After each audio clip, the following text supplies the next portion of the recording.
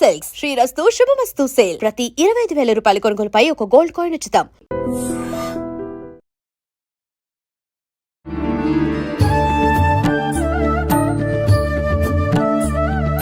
నమస్కారం, welcome to I dream. ధర్మ మార్గం విత్ విజిత కార్యక్రమానికి స్వాగతం.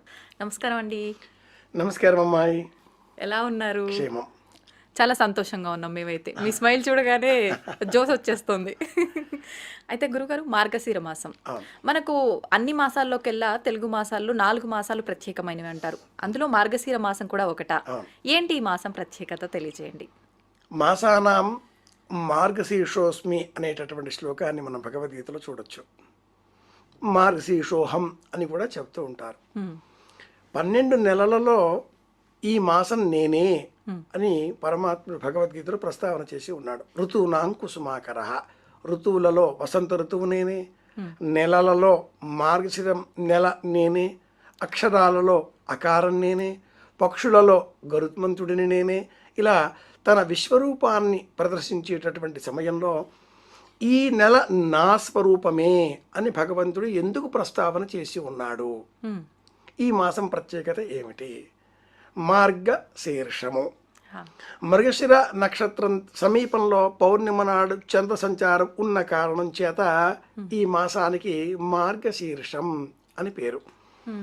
మృగశిర నక్షత్రంలో భక్త కన్నప్ప పూర్వం జన్మించినట్లుగా పురాణం తెలియజేస్తుంది. ఈ మాసంలో సూర్య సంచారం సామాన్యంగా తుల, వృశ్చికం ఈ రాశులలో లేదా ధనురాశికి సంబంధించి ఉంటుంది. అంటే సూర్యుడు పూర్తి వెలుతురు మనకు అందించలేనటువంటి పరిస్థితిలో ఉన్న నేపథ్యంలో ఈ మాసం జీవితాన్ని ఎలా మనం మార్చుకోవాలి, సూర్యోదయం కంటే పూర్వమే లేచి సూర్యుని కాంతి తగ్గిన కారణం చేత ఈ లోపాన్ని పూర్తి చేసుకోవడం కోసం నక్షత్రాల కాంతిని స్వీకరించాలి. సూర్యోదయం కంటే పూర్వమే స్నానాధికారులు పూర్తి చేసుకోవాలి, భజనలు చెయ్యాలి, పెసరపప్పు, నెయ్యి, బియ్యంతో చేసిన పులగం తినాలి, తిరుప్పావై పాశురాలు అనుసంధానం చేసుకోవాలి. భజనలు చేస్తే ఈ చక్రాలన్నీ కూడా ఉత్తేజితమై ఆరోగ్యంగా మార్చే అవకాశాలు పెరుగుతాయి. దేహానికి కొత్తగా స్వస్థత చేకూరుతుంది. మార్గం తోవ, శీర్షము అగ్రభాగం. ఏ పని చేస్తే ఉన్న చోటు నుంచి ఉన్నత స్థానానికి మన ప్రయాణం కొనసాగుతుందో, శిఖరాగ్రానికి చేరగలుగుతామో అది బోధించేది కనుక ఈ మాసానికి మార్గశీర్షం అని పేరు. భాద్రపదం, ఆశ్వీజం, కార్తీకం, మార్గశీర్షం, పౌష్యం ఈ 5 నెలలలో భాద్రపదంలో గణపతి, ఆశ్వీజంలో దుర్గ, కార్తీకంలో పరమేశ్వరుడు, మార్గశీర్షంలో శ్రీమన్నారాయణమూర్తి, పౌష్యంలో సూర్యనారాయణమూర్తి. ఇలా 5 నెలలలో 5 ఋతువులకు సంబంధించిన రూపాలలో 5 దేవతలను పూజించడం చేత పంచాయతన పూజా విధానం. మార్గశీర్షంలో విష్ణువును పూజించాలి. ఈ మాసంలోనే భగవద్గీత అవతరించిన నేపథ్యంలో ఈ మాసంలో విష్ణువును పూజించాలి. ఇది ప్రత్యేకం. ఇప్పుడు విష్ణుమూర్తి యోగ నిద్రలోంచి మేల్కొనేది కూడా ఈ మాసంలోనే కార్తీక శుద్ధ ఏకాదశితో పూర్తి అవుతుంది. కానీ తదనంతరం ఆ స్వామి కరుణ చేత ఈ మార్గశీర్ష మాసంలో మనకు భగవద్గీత ఉపదేశంగా లభించిన కారణం చేత ఈ మాసంలో భగవద్గీత తప్పనిసరిగా చదవాలి. అయితే గురుగారు, భగవద్గీత అన్నారు కాబట్టి సాధారణంగా ప్రతి ఒక్కరిలో కూడా పెద్దవాళ్ళు అంటే 50-60 పైబడిన వాళ్ళు మాత్రమే భగవద్గీత బుక్ ముందు పెట్టుకోవడము, చదవటము ఇలా చూస్తుంటాం. నిజంగా భగవద్గీత అనేది పెద్దవాళ్ళకు మాత్రమే పరిమితమైన పుస్తకం అంటారా, గ్రంథం అంటారా? ఎంత మాత్రము కాదు. భగవద్గీత ఒక్కటి కాదు. సనాతన భారతీయ పౌరాణిక విజ్ఞానంలో ఇలాంటి గీత పేరుతో ఉండే గ్రంథాలు 21 ఉన్నాయి. రామగీత, లక్ష్మణ గీత, గురుగీత, ఉద్ధవ గీత, గోపికా గీత, వసంత గీత, భిక్షు గీత, శ్రీమద్భాగవతం 12వ స్కంధం. ఇలాంటి గీతల వరుసల జాబితాలో శిఖరాయమానంగా ఉన్న గీత భగవద్గీత. 700 శ్లోకాలతో 18 అధ్యాయాలతో ఈ భగవద్గీత ఏముంది, ఇందులో ఏం చెప్పబడి ఉంది, వృద్ధులే చదవాలా? ఎవరైనా చనిపోతే ఆ ఇంట్లో భగవద్గీత వినిపిస్తున్నారు ఈ రోజుల్లో కనుక ఎవరన్నా పోతే చదివే గ్రంథమా? ఉన్నవాళ్ళు చదవకూడదా? Youngsters youth చదవకూడదా? ఇలాంటి అపోహలు లోకంలో చాలా వ్యాపించి ఉన్నాయి. అవునండి. నిజానికి భగవద్గీత చదవవలసింది యువత. హ్మ్. ప్రతిరోజు చదవవలసిన గ్రంథం భగవద్గీత. అయితే ఇది చదవాలంటే నియమాలు పాటించాలంటే ఏం అక్కర్లేదు, సందర్భం? ఎటువంటి నియమాలు అక్కర్లేదు. భగవద్గీతలో ఏ దేవుణ్ణి పూజించమని చెప్పబడలేదు. కొబ్బరికాయలు, అరటిపళ్ళు, అగరత్తులు, నైవేద్యాలు, హారతులు ఇవేవి కూడా భగవద్గీతలో లేవు లేవు లేవు. మరి మరి భగవద్గీతలో ఏమున్నాయి? వ్యక్తిత్వ వికాసం, మనుషుల మధ్య ఉండే తేడాలు, ఎలాంటి ఆహారం తీసుకోవాలి, ఎలాంటి పరిస్థితులలో ఎలా మాట్లాడాలి, ఓటమిని కూడా ఎలా మనం విజయ సోపాన పథంలో ఒక పంక్తిగా మార్చుకోవాలి. ఒకసారి ఓడితే ఆ ఓటమిలో మనం ఒక పాఠం నేర్చుకోవడం ఉంటుంది. ఒకసారి గెలిస్తే మనలో అహం పెరిగి ఒక మెట్టు జారే ప్రమాదం ఉంటుంది. కనుక ప్రతి ఓటమిలో కూడా నేర్చుకోవడం ఎలా అనేది నేర్పేటటువంటి గ్రంథం భగవద్గీత.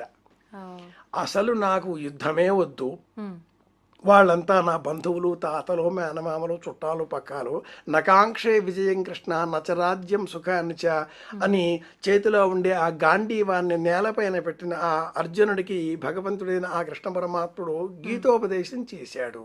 ఏమని? కొబ్బరియాలు కొట్టమని చెప్పలా, అరటిపళ్ళు నైవేద్యం పెట్టమని చెప్పలా. ఏం చెప్పాడు? ఆలోచన చెయ్యి, నీ ద్వారా ఈ పని నిర్వహింపబడుతున్నది అని తెలుసుకో, నీ పని నీవు చెయ్యి, నీ పనిని నీవు దైవంగా భావించు. ఆర్తో జిజ్ఞాసురర్థార్థి జ్ఞానీచ. ఈ లోకంలో మనుష్యులు 4 రకాలు. మరొక అధ్యాయంలో మరొక విధంగా ఏం చెబుతాడు అంటే, లోకంలో 4 రకాల మనుషులుగా మనం అందరినీ గమనించినట్లయితే మంచివాళ్ళు, వీళ్ళు 2% కూడా లేరు. మంచివాళ్ళుగా కనిపించే చెడ్డవాళ్ళు, వీళ్ళు 90% ఉంటారు. చెడ్డవాళ్ళుగా ఉండేవాళ్ళు చెడ్డవాళ్ళుగానే కనిపిస్తారు, వీళ్ళు 3% ఉంటారు. చేతగాని మంచివాళ్ళు, వీళ్ళు లోకంలో ఉంటారు. నువ్వు చేతగాని మంచివాడిగా మిగిలిపోతావా, మంచివాడిగా మారతావా, లేక మంచివాడిగా కనిపిస్తూ లోన దుర్మార్గం నింపుకుంటావా, లేక దుర్మార్గంగా ఉండి దుర్మార్గంగానే ప్రవర్తించి జీవితాన్ని అలాగే అంతం చేసుకుంటావా? 4 రకాలు. ఇది విన్ విన్ అనేటటువంటి కాన్సెప్ట్ని మన ముందు పెడుతుంది ఈ భగవద్గీతలో. ఎక్కడా కూడా కొబ్బరికాయలు, అరటిపళ్ళు లేవండి లేవండి, ఏం చేస్తే జీవితంలో మనం జయం పొందుతామో చెప్పేటటువంటి గ్రంథం ఇది. యుద్ధం చేద్దాం. ఎవరితో? మనలో ఉండేటటువంటి శత్రువుల పైన. కామక్రోధాలు చెబుతూ ఉంటారుగా, ఇవి కావు. వీటికంటే మించిన అతిపెద్ద శత్రువు ఒకటి అందరిలో ఉంటుంది, అది అసూయ. పక్క వాళ్ళకుందా, నేను ఎలా ఈ వస్తువును సొంతం చేసుకోవాలి, పక్క వాళ్ళు ఒక మంచి డ్రెస్ కొన్నారా, ఎలా స్వాధీనం చేసుకోవాలి, లేదా వాళ్ళది పాడైపోతే బాగుండు అని మనలో ఉండే కుళ్ళు అసూయ కక్కేయాలి. ఈ స్వభావం మనం నేర్చుకోగలిగితే, నియంత్రించుకోగలిగితే విజయం మనదే. పక్కవాడు ఎలా ఉంటే నాకెందుకు, నా జీవితాన్ని నేను సమర్థవంతంగా చేసుకునే ప్రయత్నం చేస్తాను. భగవద్గీత బోధించే అంశాలు 2. యువత నేర్చుకోవాల్సింది ఈ గ్రంథం నుంచి 2. 1, ఏ పని చేస్తున్నారో ఆ పని మీద మనసు లగ్నం చేయండి. 2, ఏ పని చేసినా సమయాన్ని, సందర్భాన్ని అనుసరించి చెయ్యండి. ఏ పని అయినా కేటాయించిన ఒక సమయం ఉంటుంది, ఆ సమయమే చేయండి. భగవద్గీత 15వ అధ్యాయం పురుషోత్తమ ప్రాప్తి యోగం మరో అద్భుతమైన విషయం చెబుతుంది. ఏంటండి అంటే, ప్రతి వ్యక్తి రోజు ఏదో పనులు చేస్తూ ఉంటాడు. నకర్మణ మనారంభ. ఈనాటి కాలంలో యువత సెల్ ఫోన్ చేతిలో ఉంటే చాలు అలా తిప్పేస్తూ ఉంటారు. వాళ్ళని ఇన్స్టా కావచ్చు, ట్విట్టర్ కావచ్చు, ఫేస్బుక్ కావచ్చు, ఓహో ఆహాలు ఎన్నో ఉండొచ్చు. అలా గంటల తరబడి అది లాక్కుపోతూనే ఉంటుంది. ఏ పని అయినా చేయకుండా ఎవరు ఉండరు. ఇప్పుడు నా మాటలు వింటున్నారు మీరు, నన్ను చూస్తున్నారు కూడా. చూస్తూ వింటున్నారా, లేక వింటున్నట్టు నటిస్తూ చూస్తూ మళ్ళీ వేరే వేరే వెళ్ళిపోతున్నారా? మీకే తెలుసు. ఏ పని చేసినా 4 దశలు. ఒకటి, ఇప్పుడేం పని చేయాలి? ఈ పని ఈరోజే చేయాలా, రేపు చేయొచ్చా? ఈ పని రేపు చేయొచ్చా, ఎప్పుడైనా చేయొచ్చా? ఈ పని చేయకపోతే పర్వాలేదా? ప్రతి పనికి ఇలా 4 దశలు ఉంటాయి. ఇప్పుడే చేయాలి, సాయంత్రం చేయొచ్చు, రేపు చేయొచ్చు, అసలు చేయకపోయినా పర్వాలేదు. వచ్చిన పనిని ఇలా 4 కేటగిరీలలో మనం డివిజన్ చేసుకోగలిగిన అభ్యాసం, ప్రాక్టీస్ చేయగలిగితే విజయం మీదే. మొదటిది ఆచరిస్తే ఇంకా ఉత్తమమేమో కదా గురుగారు. అంతేగా, ప్రతి పనిని ఇప్పుడే చేస్తాను అంటే చేయవలసిన పనుల జాబితా పెరిగిపోతూ ఉంటుంది. అప్పుడు ఈ జాబితా పెరిగిపోవడంతో అన్ని వాయిదా వేస్తాం. కాబట్టి వచ్చిన పనిని ఎలా చేద్దాం అనే విభజన మీద మన ఎదుగుదల ఆధారపడి ఉంటుంది. సామాన్యంగా ఒక అమ్మాయితో మాట్లాడాలి, ఇప్పుడు మాట్లాడాలా, సాయంత్రం మాట్లాడాలా, రేపు మాట్లాడాలా, మాట్లాడకపోతే పర్వాలేదా? అమ్మాయి కావచ్చు, అబ్బాయి కావచ్చు. ఎగ్జామ్స్ ఉన్నాయి, టెక్స్ట్ బుక్ ఉంది. ఎగ్జామ్స్ ఎప్పుడు? ఇవాళ చదువుదామా, సాయంత్రం చదువుదామా? ఒక ప్రణాళిక. దీని పేరు ప్రణాళిక అంటారు. ప్రతి పనిని ఒక ప్రణాళికగా తీర్చిదిద్దుకోగలిగితే, ఎకనామిక్స్లో ఒక ఫార్ములా ఉందమ్మాయి, ఏంటండి? మెండల్ చెప్తాడు, ప్లాన్ అండ్ ప్లానింగ్. ఆర్థిక శాస్త్రంలో ఉన్న ఈ సూత్రం ఏంటి అంటే ప్లాన్, ప్లానింగ్. ప్లానింగ్ ప్రతి పనిని సమర్థవంతంగా నిర్వహించుకోవడం కోసం మనం తయారు చేసుకునే ప్రణాళిక. పంచవర్ష ప్రణాళిక, వార్షిక ప్రణాళిక, బడ్జెట్, ఇవన్నీ కూడా ప్రణాళిక. ప్లానింగ్, ప్లాన్, ఓ ప్లాన్ వేసుకున్నాం, ఇది ప్లాన్, బడ్జెట్, ప్లాన్. అమలు చేసే సమయంలో దాన్ని ప్లానింగ్ అంటారు. When we are doing the work, in the process, ఆచరించే సమయంలో అప్పుడు వచ్చే సమస్యలని అప్పుడే ఎదుర్కోవాలి. అదేదో సినిమాలో చెప్పినట్టు ఆంజనేయ స్వామి వారు లంకా నగరం వెళ్ళిన తర్వాత లంకను దహనం చేయడం కోసం ఇక్కడి నుంచే పెట్రోల్ పట్టుకుపోయాడా అని నవ్వుకుంటూ ఉంటారు ఈనాటి కాలంలో. ఆ రావణాసురుడే తోకకి అంతో ఇంతో గుడ్డలు కట్టేశాడు, ఇంతో అంతో నెయ్యి తేనె ఏదో పూసేశాడు, ఆయన్ని కాస్త వెలిగే ఆ జ్యోతి కూడా అంటించేసేసాడు. ఇవన్నీ దాంతో ఆయన చేసుకోగలి తీసుకెళ్ళాడా? లేదుగా. అక్కడికి వెళ్ళాక ఏం చేయాలో రాముడు ఆలోచించలేదుగా. ఇలా ఆలోచించడం అనేది, బంగారు జింక కనిపిస్తే సీతాదేవి ప్రపంచంలో బంగారు జింకలు ఉంటాయా అని ఆలోచించగలిగితే అసలు రామాయణమే లేదు. కానీ ఆలోచించింది, వెళ్ళిపోయింది. రామాయణంలో మనం నేర్చుకునేది ఏమిటి అంటే రిపెంటెన్స్ ఉండదు, పశ్చాత్తాపం ఉండదు. Plan, planning. దాన్ని మనం ఎలా ఇంప్లిమెంట్ చేయగలుగుతున్నాం అనే దానిపైనే మన జీవితం ఆధారపడి ఉంటుంది. ఇవన్నీ బోధించేది భగవద్గీత. కనుకనే శంకరభగవత్పాదుల వారు మాట అంటారు, భగవద్గీత కించిదధీత గంగా జలలవ. కాసింత భగవద్గీత స్మరించినా చాలు, మీ జీవితం అర్థవంతంగా మారుతుంది. అయితే ఇప్పుడు మనం భగవద్గీత బుక్ పెట్టుకొని చదువుకుంటే మనకు ఆ జ్ఞానం అర్థమవుతుందా? గురువుల సమక్షంలో దాన్ని తెలుసుకుంటే అర్థమవుతుందంటారా? గురువు అక్కర్లేదు ఇక్కడ. భగవద్గీతని భక్తితో కాకుండా ఇష్టంతో చదవాలి. భక్తితో చదివితే మనలో భయం ఏర్పడుతుంది. ఎందుకని అంటే ఇక్కడ దేవుడు, కొబ్బరికాయ పూజలు, లేదా వ్రతాలు, నియమాలు, మన కోరికలకు సంబంధించి కృష్ణ పరమాత్ముడు తీరుస్తాడా లేదా, ఇలాంటివన్నీ వస్తాయి. భక్తితో మనలో భయం ఏర్పడుతుంది. ఇష్టం అన్నప్పుడు ప్రేమ ఏర్పడుతుంది, స్నేహం ఏర్పడుతుంది. ఇష్టం, స్నేహం ఇవి రెండు ఒక వర్గం.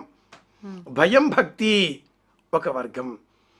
కృష్ణుడి పైన ఇష్టంతో సుధాముడు కాశీని అటుకులు తీసుకెళ్ళాడు, అష్టైశ్వర్యాలు పొందగలిగాడు.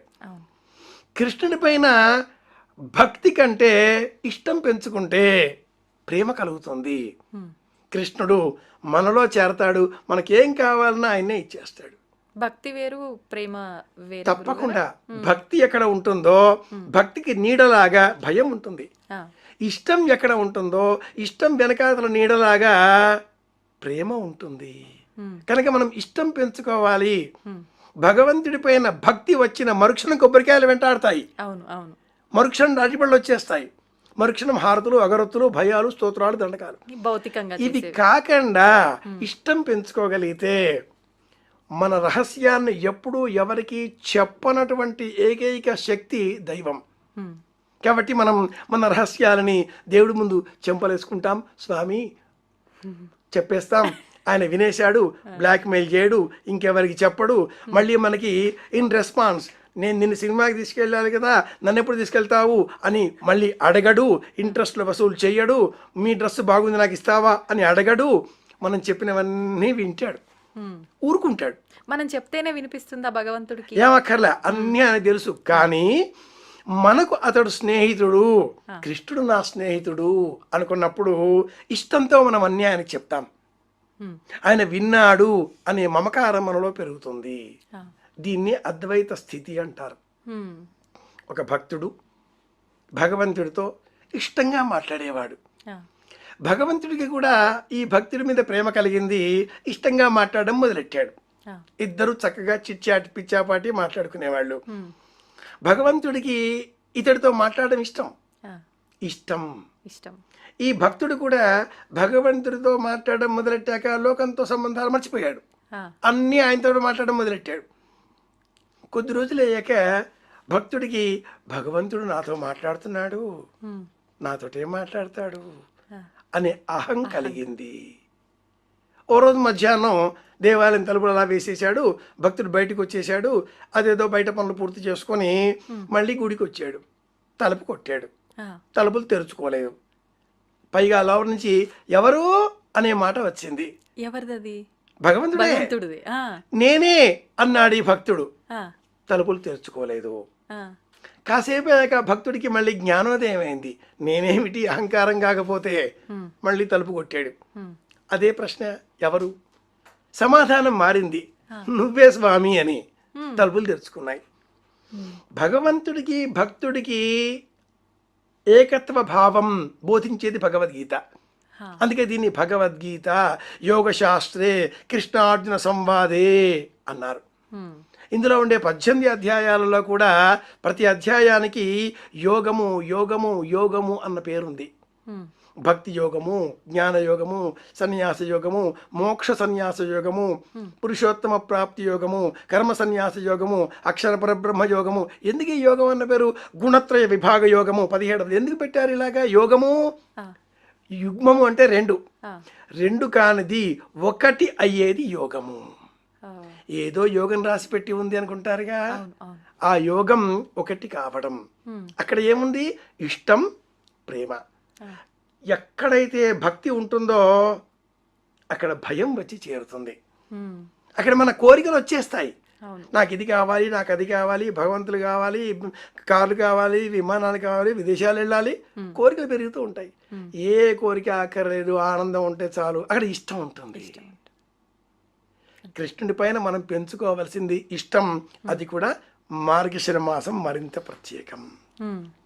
ఓకే, అయితే ఇప్పుడు కృష్ణుడు అర్జునికి బోధించాడు మనకు ఈ గ్రంథం గురించి. అర్జునికి తప్ప మిగతా ఎవ్వరికి అర్హత లేదంటారా? ఎందుకు ప్రత్యేకించి అర్జునికి బోధించాల్సి వచ్చింది? అర్జునుడు ప్రతీక. మహాభారతం, భీష్మ పర్వం, యుద్ధరంగం, విశేషమైన సైన్యం, 18 అక్షౌహిణుల సైన్యం. ఆ మధ్యలో ఒకవైపున 11 అక్షౌహిణుల సైన్యంతో యుద్ధం చెయ్యాలి ఈ అర్జునాదులు. అటువైపు ఎవరున్నారు? మరణమే లేనటువంటి భీష్ముడు, మరణమే ఇచ్ఛామరణం ఉన్నటువంటి ద్రోణుడు, మరణమే లేనటువంటి కృపాచార్యుడు, అలాగే సహజ కవచ కుండలములు కలిగినటువంటి కర్ణుడు, అసలు మరణమే లేనటువంటి మణి శిరస్సున ఉన్నటువంటి అశ్వత్థామ. 5 మహావీరులు మరణం లేనటువంటి వాళ్ళు ఆ వైపున ఉండి 11 అక్షౌహిణుల ట్రైన్డ్ వారియర్స్, సోల్జర్స్, 11 అక్షౌహిణుల మహాసైన్యం. ఇటువైపు ధర్మరాజు వైపు 7 అక్షౌహిణులు, అది కూడా అన్ట్రైన్డ్.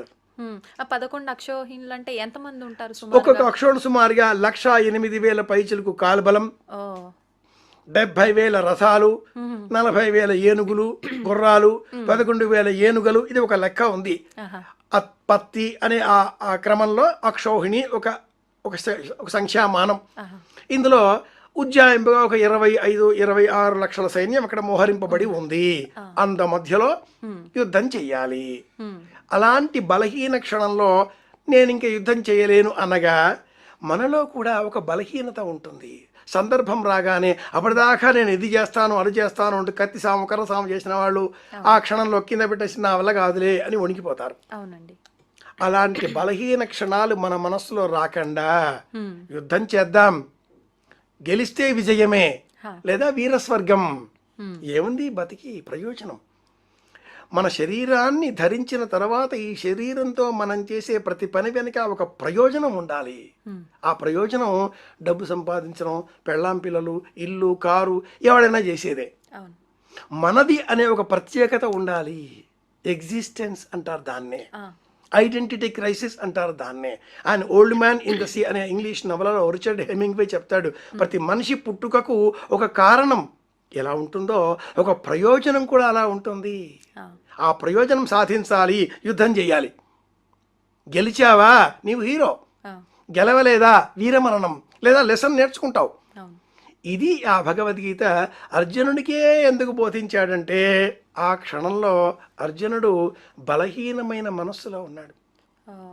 అలాంటి అర్జునుడు యుద్ధం చేసిన తర్వాత విజయం సాధించిన తర్వాత మళ్ళీ చివరలో మరొక్కసారి ఎప్పుడో కృష్ణుడికి అనిపించగానే అప్పుడేదో చెప్పావు, నేనేమో చేశాను, మర్చిపోయాను, నాకు మళ్ళీ చెబుతావా అని అనుశాసనిక పర్వంలో కృష్ణ పరమాత్ముడిని అర్జునుడు మళ్ళీ అడిగితే ఆ కృష్ణుడు నవ్వేసి ఓసారి చెప్పా అంతే, విని నేర్చుకునేది కాదు ఇది, రోజు ఆచరించేది, ఆచరణలో పెట్టేది. నీవు ఆచరణలో పెట్టలేదు, అది నీ తప్పు అన్నాడు భగవంతుడు అనుశాసనిక పర్వంలో. మనందరికీ ప్రతీకగా అర్జునుడికి బోధించాడు. మనమందరం కూడా అర్జునుడి వలె ఎక్కడైతే మన మనసులో దుఃఖం కలుగుతుందో, బాధ కలుగుతుందో, పిరికితనం ప్రవేశిస్తుందో, భయం ప్రవేశిస్తుందో, భక్తి భయం ప్రవేశిస్తుందో, ఆ భయం రాగానే భక్తి వైపు వెళ్లకుండా ప్రేమ వైపు మరలితే విజయం మనదే. ఆ ప్రేమ వైపు మరల్చే మార్గం పార్థాయ ప్రతిబోధితాం భగవత నారాయణేన స్వయం వ్యాసేన గ్రథితాం పురాణమునినాం. ఇది భగవద్గీత, ఇది మూల గ్రంథం. అయితే గురువుగారు మీరు చెప్పారు బాగానే ఉంది, మనం బాధలో ఉన్నప్పుడు ఖచ్చితంగా మనం ఒక మార్గాన్ని ఎంచుకోవాలి, అది ప్రేమ మార్గం. చెప్పడం ఈజీనే అండి, కానీ ఆచరించేసరికి వచ్చేసరికి ఉంటుంది. అసలు ఫోకస్ అటువైపు వెళ్ళలేకపోతూ ఉంటాము. రకరకాలుగా ఇంకా నెగిటివ్ వైపు తీసుకెళ్లే రకంగా ఉంటాయి ఆలోచనలు. మరి మనకు అక్కడ ఏకాగ్రత కరెక్ట్గా అటువైపు మంచి మార్గంలోకి వెళ్ళాలంటే ఏం చేయాలి? భగవద్గీతలో ఏముంది దీని గురించి? శ్రీకృష్ణ శరణం మమ ఒకే మంత్రం. ఈ భగవద్గీత మనకి ఏం చెబుతుంది అంటే సర్వధర్మాన్ పరిత్యజ్య, అన్ని ధర్మాలు విడిచిపెట్టి నన్ను శరణు వేడితే నేను చూసుకుంటానయ్యా. యోగక్షేమం వహామ్యహం, అదేదో కంపెనీ కింద లోగో మనం చూస్తూ ఉంటాం, ఆ లోగో భగవద్గీతలోనిదే. ప్రస్థానత్రయంలో ఉపనిషత్తులు, బ్రహ్మసూత్రాలు, భగవద్గీత అనగానే ఉపనిషత్తులు అధ్యయనం చేయడం కష్టం. శీక్షాం వ్యాక్ష్యాస్యామ వర్ణస్వర మాత్రాబలం సామసంతాన ఇత్యుక్త శీక్షాధ్యాయ. ఉపనిషత్తులు చదవాలి అంటే గురువు కావాలి, వేదం అర్థం తెలియాలి, భాష్యాలు చూడాలి, కష్టం. బ్రహ్మసూత్రాలు చదవాలా, అవి కూడా చాలా కష్టంగా ఉంటాయి. అథాతో బ్రహ్మ జిజ్ఞాస, అథాతో ధర్మ జిజ్ఞాస, అథాత సామయాచారికాన్ ధర్మాను వ్యాక్ష్యాస్యామ, ఇది కష్టమే. అలాంటప్పుడు సులభంగా ఏమిటి? భగవద్గీత సింపుల్. రోజు 2 శ్లోకాలు చదివితే 700 శ్లోకాల భగవద్గీత ఒక సంవత్సర కాలంలో మనం స్వాధీనం చేసుకోగలుగుతాం. ఇది ప్రయోజనం. అయితే గురుగారు, ఇప్పుడు ప్రస్తుత కాలంలో ప్రతి ఒక్కరికి కూడా కావాల్సింది ఓర్పు.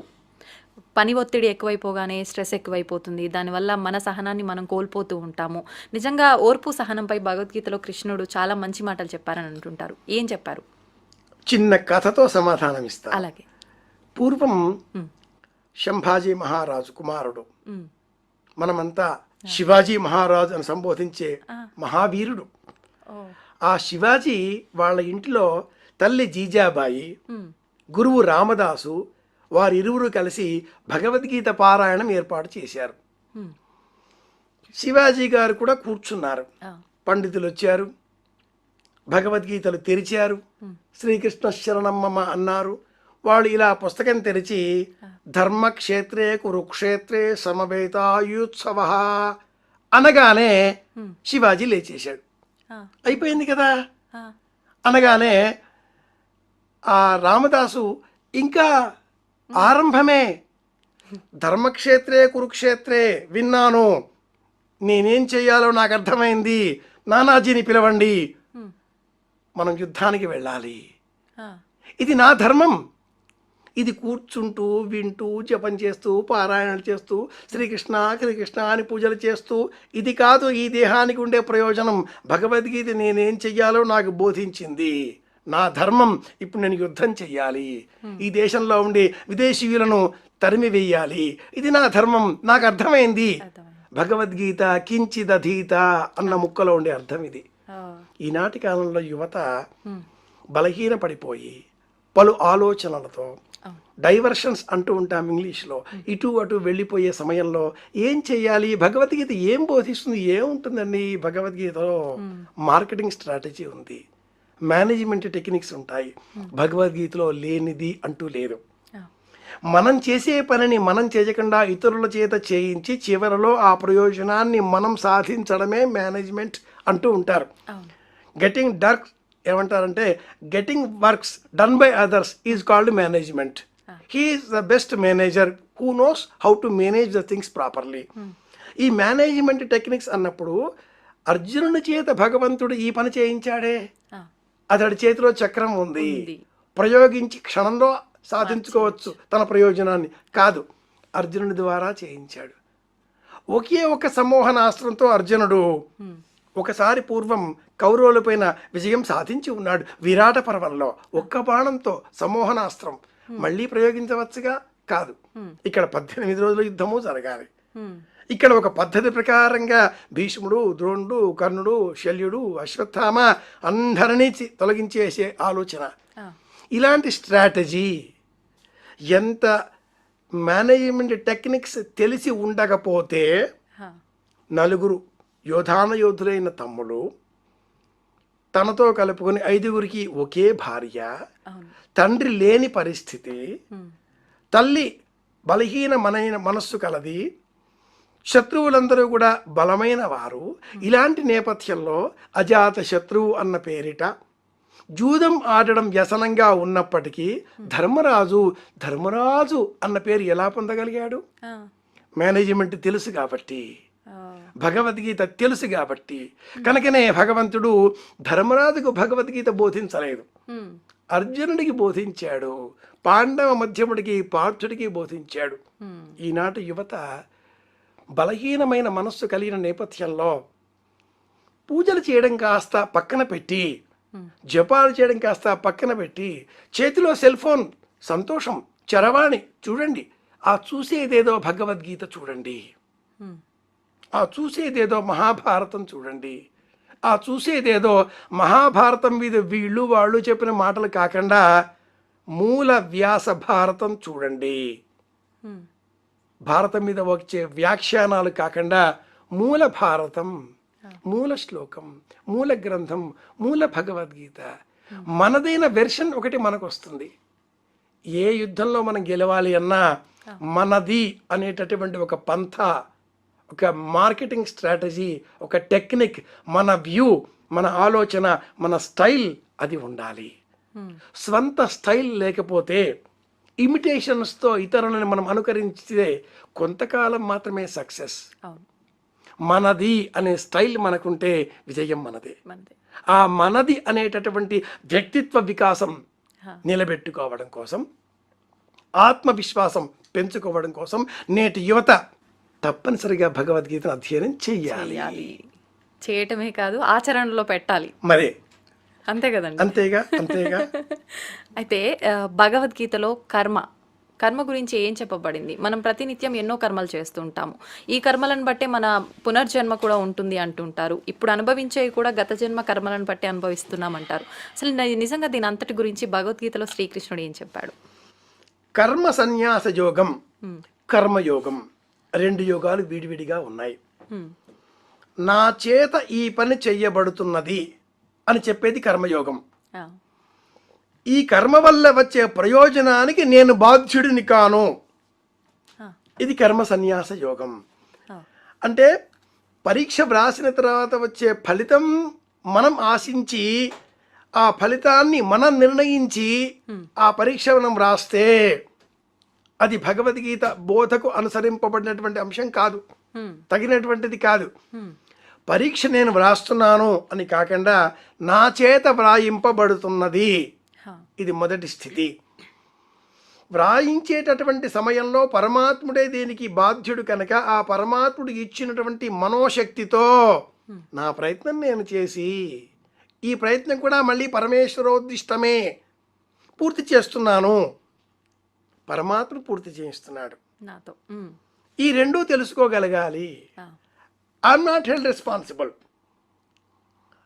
ఐఎమ్ అటెండింగ్ ద వర్క్, అవును, ఐఎమ్ ఏ ప్రాసెసర్, అంతే. నా ద్వారా, త్రూ మీ. ఇలాంటి ఆలోచనలతో నాహంకర్త హరికర్త, ఈ ఆలోచనతో మనం ఏ పని చేసినా విజయం మనదే. భగవద్గీత కర్మని చేయకూడదు అని చెప్పదు. ప్రతి వ్యక్తి ఎప్పుడు ఏదో ఒక పని చేస్తూనే ఉంటాడు. ఆ చేసే పని లక్షణంగా చెయ్యాలి. మీరు వింటున్నారండి, మీరు వినాలి. అవును, ఈ వినే మాట మీ బుర్రకి ఎక్కేటట్లుగా మేము చెప్పే ప్రయత్నం చేస్తున్నాం కాబట్టి మరింత జాగ్రత్తగా వినాలి. చూస్తూ వింటున్నారు అంటే రెండు కర్మలు చేస్తున్నారు. ఒకటి చూస్తున్నారు, రెండు వింటున్నారు ఏకకాలంలో. ఈ రెండింటి ద్వారా మీకు వచ్చిన ఆ జ్ఞానాన్ని మీరు అనలైజ్ చేసుకోవాలి, మీరు ప్రాసెస్ చేసుకోవాలి. అలా లేకుండా ఇలా వచ్చింది అలా విన్నాం అంటే అలా మర్చిపోతాం. కాకుండా మీరు ప్రాసెస్ చేసుకోగలిగితే మీలో మీది అయిన ఒక వెర్షన్ ఏర్పడుతుంది. దాని ద్వారా మీ ప్రవర్తన మారుతుంది. ఆ ప్రవర్తన ద్వారా భగవద్గీత ప్రాక్టీస్లోకి ఏర్పడుతుంది, ప్రాక్టీస్లోకి వచ్చేస్తుంది. అలా లేకపోతే వింటాం, పోతూ ఉంటాం. ఇక పూర్వజన్మ అప్పుడేదో పుట్టాం కాబట్టి ఇప్పుడేమో.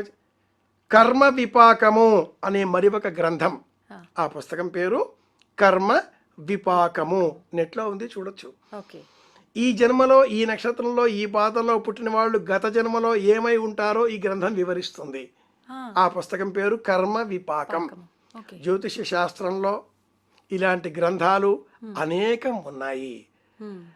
భగవద్గీత చదివినా, జ్యోతిషం నేర్చుకున్నా, కర్మ విపాకం అనే గ్రంథం చూసినా మనకు కలిగే ప్రయోజనం ఏమిటి అంటే, ఓహో ఇలా ఉన్నానా, ఇలా ఉన్నానా, ఇలా ఉండబోతున్నానా, ఇలా కాకుండా ఎలా ఏం చేస్తే ఇంకా బాగుంటాను నేను.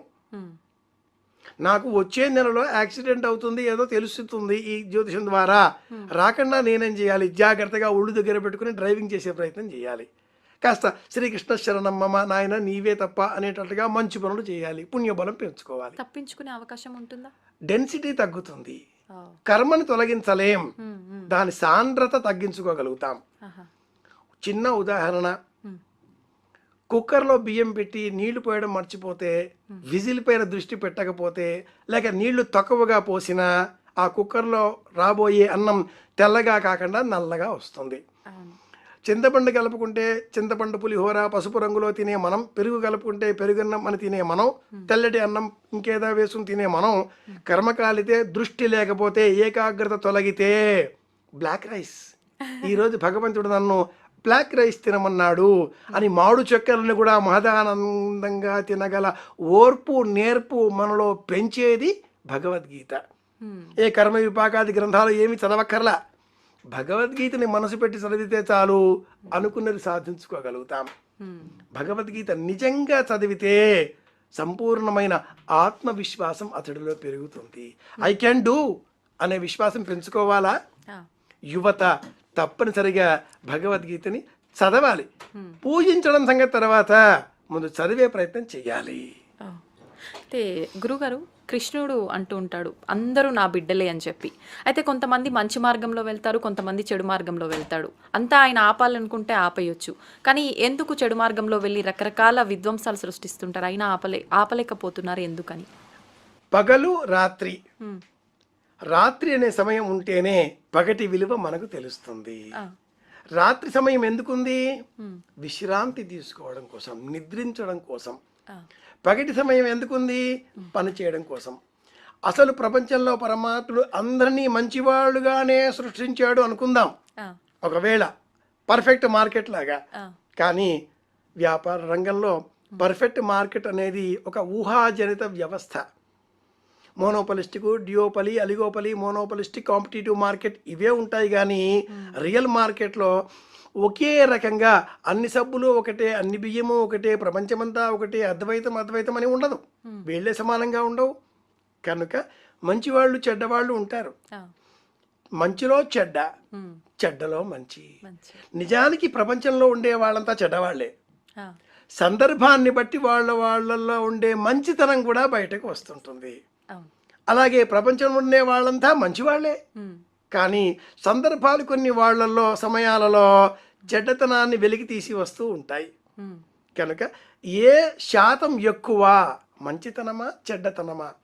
సమస్తము తెలిసినవాడు రావణుడు, ఉమ్, నిత్య శివ పూజాధరుంధరుడు, అవును. బ్రహ్మజ్ఞాని, బ్రహ్మకు మనుమడు, ఆ, విరోచనుడికి సంబంధించిన జాతి కదా, సమస్తము తెలిసినవాడు కదా. అయినా కూడా పరదారాపహరణం, ఉమ్, రాముడి ఇల్లాల సీతాదేవిని ఎందుకు ఎత్తుకు వచ్చాడు? ఉమ్, అది గుణం, ఆ, అది కర్మ, అది గుణ స్వభావం కాబట్టి చేశాడు. తెలిసి ఫలితం అనుభవించాడు. ఉమ్, ఇతరుల రాజ్యం తీసుకోకూడదు తెలిసినా కూడా దుర్యోధనుడు యుద్ధం చేశాడు, అనుభవించాడు. ఇప్పుడు వాళ్ళకి అంత జ్ఞానం ఉంది కదా గురువుగారు, ఇలాంటి తప్పు త్రోవ పట్టేటప్పుడు ఆ జ్ఞానం వాళ్ళకు నేర్పిన విలువలు ఉంటాయి కదా, ఎలా వెళ్తారు తప్పు మార్గంలోకి మళ్ళీ? వాళ్ళ దాకా ఎందుకు? ఉమ్, యువత, మీరు, మేము, మనమందరం కూడా అనుకోని బలహీన క్షణాలలో ఏదో ఒక మాట అనేసి అరే రే అలా అనాల్సి ఉండేది కాదే అని పశ్చాత్తాపపడని క్షణాలు లేకుండా ఉంటాయా జీవితంలో? ఉండవు. తప్పకుండా అలా పశ్చాత్తాపపడతాం. పడతాం. ఈ సమాధానం క్లాసులో ఎగ్జామ్ హాల్లో ఉన్నప్పుడు గుర్తుకు వచ్చి ఉంటే నేను ఐఏఎస్ ఆఫీసర్ని అయ్యేవాడిని. బయటికి వచ్చాక గుర్తుకు వచ్చింది అరే రే అనుకోని క్షణాలు కూడా ఉండవు. అవును. అవి కూడా ఉంటాయి. అన్నీ సమానమే.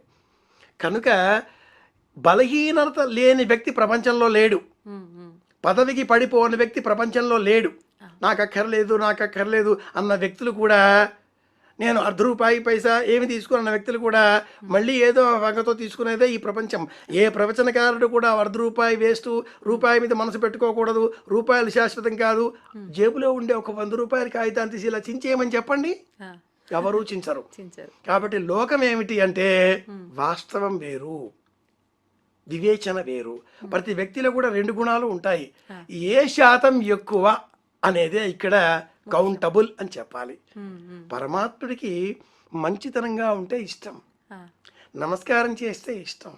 నమస్కారం చేయని వాడు కూడా పరమాత్ముని కుమారుడే. ఉమ్, అమ్మాయి, ఓ తండ్రికి 2 కొడుకులు, ఓ నమస్కారం చేస్తాడు, నమస్కారం చేయడు. అవును. ఆ తండ్రి నమస్కారం చేసిన వాడి పట్ల మంచి భావంతో ఉంటాడు, వీడు గుడ్ బాయ్ అంటాడు. అవును. కానీ యాజ్ ఎ రియల్ ఫాదర్ ఆ, ఎవడైతే ఈ నమస్కారం చేయని కొడుకుంటాడో వీడిని ఎలా బాగు చేయాలా అని ఆలోచిస్తుంటాడు అవును. అవును. కదా. చిన్న ఉదాహరణ చెప్తాను. ఉమ్, గజేంద్ర మోక్షంలో మొసలి తన ఇంట్లో తానుంది. ఉమ్, ఈ ఏనుగు వచ్చింది, ఆ మడుగులో కాలు పెట్టింది, మడుగంతా విధ్వంసం చేసింది. ఉమ్, ఆ సరస్సు మొసలిది. ఆ, తన ఇంట్లో తాను ఉంది. ప్రశాంతంగా ఉన్న మొసలి దగ్గరికి ఈ ఏనుగు వచ్చి ఆ ఇంటిని విధ్వంసం చేస్తే కాపాడుకోవడం కోసం మొసలి ఏనుగు కాలు పట్టుకుంది. ఉమ్, మరి ఇప్పుడు దోషం చేసింది మొసలి లేక ఏనుగు? ఎవరు? పరమాత్ముడు దిగి వచ్చి మొసలిని ఖండించి ఏనుగుని రక్షించాడని చెప్పడంలో అర్థం ఏమిటి? ఆ, ఎందుకు ఇలా చెప్తున్నాయి మన పురాణాలన్నీ కూడా? అంటే నీకు తప్పు జరిగినా అంటే ఒక తపస్సులో, ఒక దీక్షలో ఉన్న మొసలిని అంతం చేసి ఆ మొసలికి మరుక్షణమే కైవల్యాన్ని ప్రసాదించాడు ఈ పరమాత్ముడు. ఉమ్, ఏనుగును విడుదల చేసి పూర్వజన్మ స్మృతి కలిగించాడు ఈ పరమాత్ముడు. ఓ, పూర్వజన్మ స్మృతి ఏనుగుకున్నది. ఆహా, హుహు అనే గంధర్వుడు శాపవశాత్తు మొసలిగా ఉన్నాడు. లేదు, ఆ, నిరంతరం రామ రామ రామ రామ అన్న రామదాసుకు కనిపించకుండా ఆ పరమాత్ముడు తానీషాకు కనిపించాడే. అవును. పరమాత్ముడి లీలలు ఇలా ఉంటాయి. ఉమ్, ఇద్దరూ కుమారులే. నమస్కరించని కుమారుడిని హింసించి శిక్షించి ఎలా మన వైపుగా మార్చుకోవాలా అన్న ప్రయత్నం చేస్తాడు పరమాత్ముడు. ఉమ్, ఈ అన్నింటికీ మూలం జ్ఞానం అనుకుంటే ఆ జ్ఞానాన్ని మనలో పెంచేది, అజ్ఞానాన్ని తొలగించేది భగవద్గీత. భగవద్గీత అధ్యయనం చెయ్యాలి. ఓకే. అయితే గురువుగారు డబ్బు అన్నారు కదా, నాకు ఒక క్వశ్చన్ ఏంటంటే, ఇప్పుడు డబ్బు లేనిది ఏది కొనలేం. ప్రస్తుత సమాజంలో సంతోషం ఉండాలి, డబ్బు ఉండాలి, కానీ డబ్బుతో సంతోషాన్ని కొనలేము. అలా అని డబ్బు అవసరం లేదా అంటే కాదు. నిజంగా అసలు ఈ డబ్బు విషయంలో చాలామంది రకరకాల దుర్మార్గాలు, అధర్మ మార్గంలో డబ్బు సంపాదించడము. కొంతమందిలో ఏముంటుంది అని అంటే, వాళ్ళు ఎంత అధర్మంగా సంపాదించినా కూడా వాళ్ళే బాగున్నారు, మేమెంత మంచిగా నిజాయితీగా ఉన్నా కూడా మాకు ఎదుగుదల లేదు, మేమే ఇబ్బందులు పడుతున్నాము అని అంటుంటారు. దాని గురించి ఏం చెప్తారు? డబ్బు భౌతికమైన అవసరాలను తీరుస్తుంది. సంతోషం, సుఖం, ఆనందం అనేవి మూడు. ఈ మూడింటిని నిజంగా వరసలుగా పేరిస్తే సుఖం, సంతోషం, ఆనందం, ఇది నిజమైన వరస. డబ్బు ద్వారా శరీరానికి మనం కల్పించేటటువంటి సౌకర్యాలు సుఖాన్ని కలిగిస్తాయి. తర్వాత స్థితి, ఈ సుఖం పొందేటటువంటి మానసిక స్థితి సంతోషం. ఈ రెండు కాకుండా ఆత్మకు సంబంధించిన అంశం ఆనందం. నీతిగా, ఒక నిజాయితీగా తన జీతంతో తాను బతికే వ్యక్తికి ఆనందం ఉంటుంది. నీతి తప్పి అన్యాయ మార్గాల ద్వారా డబ్బు సంపాదించిన వ్యక్తికి సుఖం ఉంటుంది. సుఖం ద్వారా కారులో వెళ్ళొచ్చు, విమానాలు కొనుక్కోవచ్చు, ప్రపంచ పర్యటన చేసి రావచ్చు. మన వద్ద ఉండే డబ్బుతో ప్రపంచంలో ఓ దేశాన్ని కూడా కొనవచ్చు, కానీ కాసింత ఆక్సిజన్ కూడా కనుక్కోలేక వ్యక్తి చనిపోయాడు అని ఆ మధ్యన ఎవరో చెప్తారు. ఉదాహరణలు బాగానే ఉంటాయి, వింటూ ఉంటాయి. ఇవన్నీ కూడా భగవద్గీత ద్వారా వచ్చే జ్ఞానాలే. సుఖం శరీరానికి డబ్బు అందించేది, మనస్సు సంకల్పం చేసేది సంతోషం. ఈ రెండూ కాకుండా ఆత్మ సంతృప్తి, ఇది నీతి నిజాయితీల ద్వారా మాత్రమే వస్తుంది. కానీ ప్రస్తుత కాలంలో ఇందాక మీరన్న ఏదైతే సుఖం ఉందో, కార్లు, బంగ్లాలు తిరగటం, ఇదే ఆనందం అనుకుంటున్నారు. ఇది ఆనందం అని అనుకుంటున్నారు. ఈ కారణంతో డబ్బు ద్వారా వచ్చే సుఖం ద్వారా వచ్చే రోగాలు కూడా అనుభవిస్తున్నారు. వాళ్ళ మనసులో ఏముందో ప్రపంచానికి తెలియజెప్పలేనటువంటి పరిస్థితిలో ఉన్నారు. నిర్భయంగా నిద్రించలేరు, నిర్భీతిగా జీవించలేరు. డబ్బు పెరిగే కొద్దీ భయం పెరుగుతుంది, భయంతో భక్తి వస్తుంది. డబ్బు లేదు, ఇష్టంతో బతుకుతారు. కుటుంబం పట్ల, కుటుంబంలో ఉండే సభ్యుల పట్ల ఇష్టం పెరిగితే ప్రేమలు పెరుగుతాయి. ఈ కుటుంబంలో ఉండే సభ్యులకు వాళ్ళకు సంబంధించిన కోరికలు, అవసరాలు, అవకాశాలు, డబ్బుతో వచ్చేవి సుఖాలు మనం అందించగలిగితే ఇక్కడ సుఖాలు ఏర్పడతాయి, ఇక్కడ ఆనందాలు ఉండవు. కంఫర్టబుల్ లైఫ్ లీడ్ చేయగలుగుతారు, ఆనందాలు ఉండవు.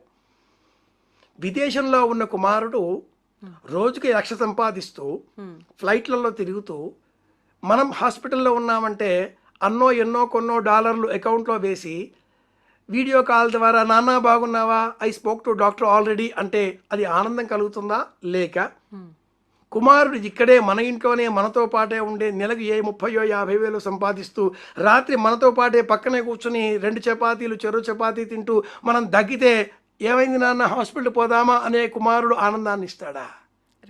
ఆ కుమారుడికి కూడా విదేశాలలో ఉండి ఎంత సంపాదించినా, ఎంత ఆనందంగా ఉన్నాను అని అనుకుంటున్నా కూడా అది ఆనందం అవుతుందా? శరీరానికి అందించేటటువంటి సుఖాలు మాత్రమే పొందగలుగుతాడు. చరవాణి ద్వారా, వీడియో కాల్ ద్వారా తండ్రిని చూచి అయ్యో అనుకుని బాధపడేటటువంటి సమయంలో ఆనందం ఉండదు, దుఃఖమే ఉంటుంది. అందుకే పూర్వకాలంలో కష్టమో సుఖమో కలోగంజో కలిపి అవుదాం, కలిసే ఉందాం, ఎక్కడ పోతావు నువ్వు అనేవాళ్ళు. ఇప్పుడు డబ్బు ఆశతో, సుఖాలపైన వ్యామోహంతో, భౌతిక అవకాశాలు అందించేటటువంటి కోరికలపైన మక్కువతో రెక్కలు ఉన్నాయి కదా అని ఎగిరిపోయి, రెక్కలు విరిగిపోయి కాలిపోయి నేలన పడుతున్న యువతకు సంపాదించండి, ఉన్న చోటే సంపాదించే ప్రయత్నం చేయండి. ఇది మన దేశం, ఇది నా రాష్ట్రం, ఇది నా గ్రామం, ఇది నా కుటుంబం, నా తల్లి తండ్రి, నా భార్య, నా కుమారుడు, నా సంతానం, నేను, నా కుటుంబం అనే షల్, ఇది ఇంపార్టెంట్. ఇది బోధించేది భగవద్గీత. సుఖం, సంతోషం, ఆనందం. డబ్బు ద్వారా సుఖాలు పొందుతాం, నీతి నిజాయితీ ద్వారా ఆత్మసంతృప్తితో ఆనందం పొందుతాం. ఈ రెండింటి మధ్య ఊగిసలాడే మధ్యతరగతి జీవులు ఉన్నారు. ఒక్కోసారి తప్పు చేస్తారు, సంపాదించేస్తారు, మళ్ళీ అమ్మమ్మో మనతోటి కాదు అంటారు.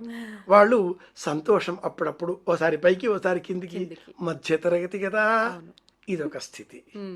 ఇలాంటి వాళ్ళే ఎక్కువగా ఉన్నారు. కాబట్టి వీళ్ళు అటువైపు వెళితే ఆనందం, ఇటువైపు వెళితే సుఖం. ఎక్కువ సంఖ్యలో ఉండే మధ్యతరగతి వాళ్ళు నీతి నిజాయితీతో ఆనందం పొందుదామా, తప్పి సుఖాల వైపు వరలుదామా, మీరే నిర్ణయించుకోవాలి. అయితే అసలైన ధనికులు, అసలైన పేదవాళ్ళు అనంటే మనం ప్రస్తుతం డబ్బుగానే చూస్తున్నాం. డబ్బు ఎక్కువగా ఉందంటే వాళ్ళు ధనికులు, బాగా ఉన్నవాళ్ళు. డబ్బు లేదు అంటే వీళ్ళు కటిక పేదవాళ్ళు. ఇలానే అసలు నిజంగా మన ధర్మం ప్రకారంగా మన శాస్త్రంలో ధనిక పేద గురించి ఏం చెప్పబడిందండి? శాస్త్రంలో భగవంతుడు ధనవంతులను చూడడు, మరి ఎవరిని చూస్తాడు? పత్రం పుష్పం ఫలం తోయం, మనస్సును చూస్తాడు.